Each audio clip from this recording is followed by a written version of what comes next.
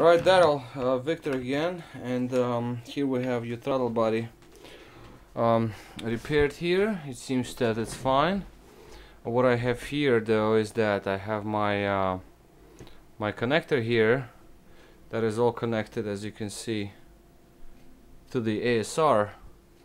Not ASR, it's e-gas module. It's missing ASR module next to it, which I'm looking for right now so I can complete the circuit, but right at this point it's the e-gas module. If I can get the picture of that, it says e-gas. Okay. I checked everything out and everything checks out fine. So what I can do with this module is I can show you that the idle is okay. Throttle body does not go into limp mode right away. I can also move the linkage. I can open and close this throttle body, but I cannot hold it in open position for too long because I'm missing ASR module, because these two, this and ASR, they work together. So if I don't have it connected to this module, then it will go into limp mode regardless. So it's a good indication that the idle, if the idle is fine, then and the throttle opens and closes, it's a good indication that throttle body works. I did check all the measurements. I haven't put the cover back on yet. As you can see, it is still loose, but you know, it's just a testing. So let's put the power on and see what we got here. This is my power supply. It's set to 12 volts. So here we go.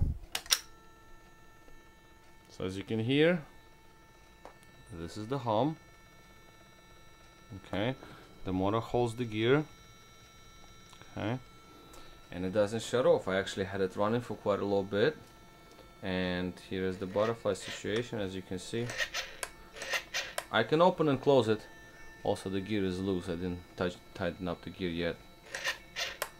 But it opens and closes electronically. I just can't have it open for a long time. It will go into limp mode. I'll show you. See, it shuts down because it feels that ASR is not there, and I have to reset the ignition. But it's actually a really clear indication that the throttle body works just fine. So as you can see, I can move. Yep, I can move the linkage. There's nothing wrong with the unit. It's the computer.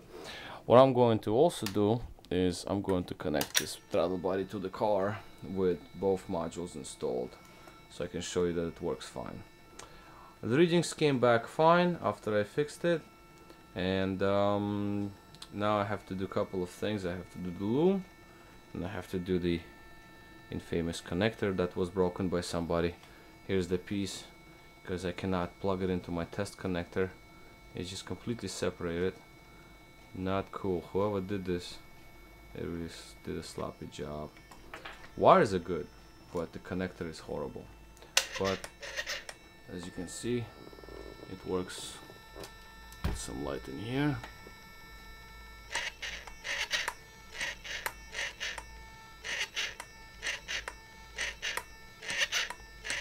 Clutch holds, motor opens and closes. Idle is rock steady. Butterfly cannot be pressed in. It holds it in place. So I really have no problems with this unit. It looks pretty fine. All the other units that I've repaired, the same thing.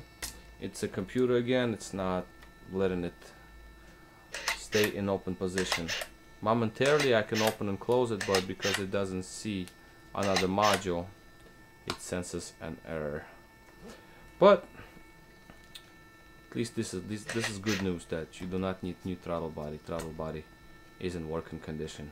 What I usually do is I leave these things connected overnight in idle, come back the next morning, make sure it still stays in idle. So if it never shut off, that means the throttle body is perfectly fine. Motor heated up, clutch heated up, and obviously computer heated up. So I don't have any problems with it.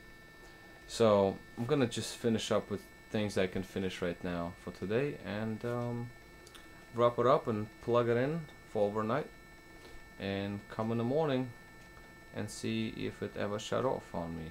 Because obviously if I come back in the morning and let's say I find it in this position, no humming noise, throttle doesn't respond, then obviously there is something else is wrong, which I highly doubt, but still, you never know. So resetting the power here puts it back to life, brings it back to life, and I can work it. Yep, so this is an update. I'll keep you posted when I do all other things.